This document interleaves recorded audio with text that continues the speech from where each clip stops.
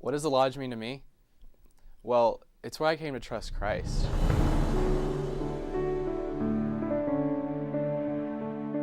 The previous few years have been trying, emotionally and physically.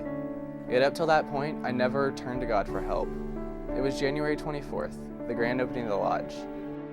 That morning, Jeff spoke about how if you do not see God as the highest, you'll never find true joy. And I never really believed that till that morning.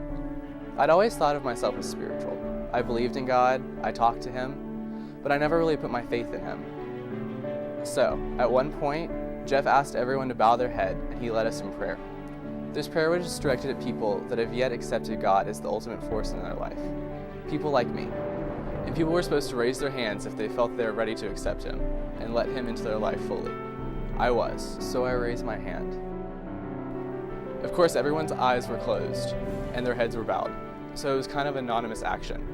Yet the pastor said if you raised your hand to stand and go back to this room where someone would help you fully accept God. He repeated this 3 times. On the 3rd time, I stood and I walked back there. It was hard. It was the longest walk of my life. My heart was throbbing and my head was pounding, and I couldn't really breathe. When I walked back there was this immediate feeling that somehow everything was going to be okay. I talked to Stephen Morris. We talked about my fears. We talked about my feelings towards people and towards God. We even talked about how, even though I was scared, that God would make everything work out, no matter what happens. It was a long talk.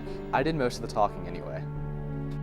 Yet even though it was kind of like I was talking to myself, when Stephen laid out the gospel, it all made sense. I spent my life on a path that wasn't healthy. That day I came to terms with God, and I came to terms with myself. That day, January 24th, I was saved.